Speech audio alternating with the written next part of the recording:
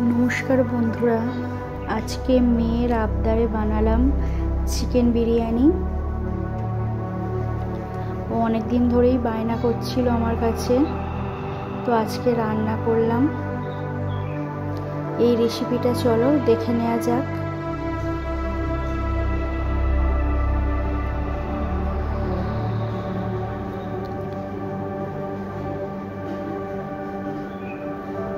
প্রথমেই হচ্ছে কি চালটাকে ধুয়ে ভালোভাবে ভিজিয়ে রেখে দেব আধ ঘন্টা বা 45 মিনিটের জন্য।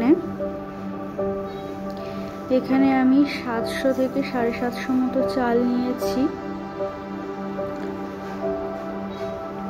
ভিজিয়ে রেখেছি চালটাকে। এটাকে এবার রেখে দেব। এরপরে আমি চিকেনটাকে ম্যারিনেট করব। এর মধ্যে টক দই, হলুদ গুঁড়ো, ধনে গুঁড়ো, জিরে গুঁড়ো এবং সামান্য কাশ্মীরি লঙ্কার গুঁড়ো দিয়ে ম্যারিনেট করে রেখে দিলাম কিছুক্ষণের জন্য। সর্ষের তেলও দিয়ে দিচ্ছি আর পাতিলেবুর রস। চলো এটাকে আমি রেখে দিই কিছুক্ষণের জন্য।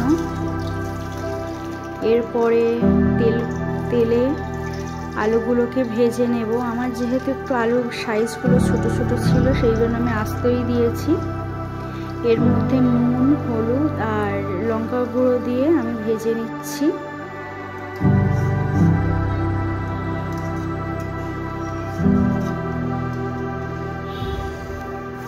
এই তেলের মধ্যেই আমি একটা বড় সাইজের পেঁয়াজ বেশ ভাজা করে নেব বেরেস্তা করার জন্য।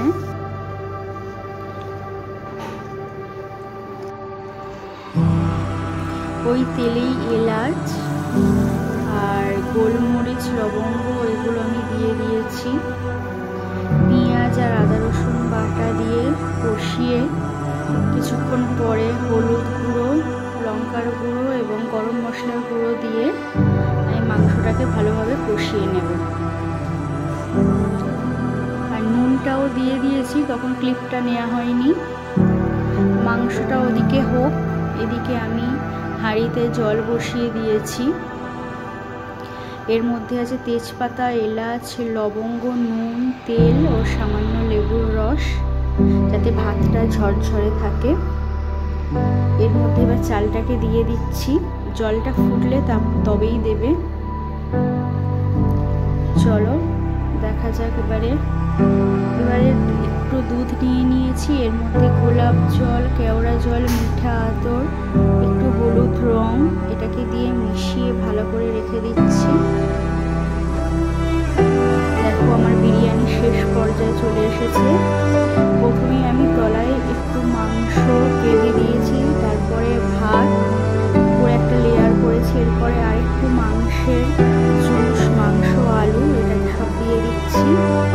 দিয়ে তারপরে ওর মধ্যে যে আমি দুধ দিয়ে যে এটা করে রেখেছিলাম ওটাকে ওর ভেতরে দিয়ে দিচ্ছি। দিয়ে আর একটা ভাতের লেয়ার করে উপর থেকে কাঁচা লঙ্কা, বেরেস্তা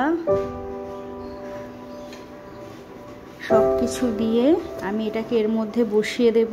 একটা চাটু গরম করতে দিয়ে এবার এর মধ্যে আমি ঘিটাকেও দিতে ভুলে গেছিলাম, আমি শেষে দিয়ে দিচ্ছি ঘি এর মধ্যে। দিয়ে এটাকে দমে বসিয়ে দেব। চলো এর সঙ্গে মাংসের আরেকটাও সাইড ডিশ করেছিলাম, এর রেসিপি পরে আসছে। কেমন হয়েছে, কেমন দেখতে লাগছে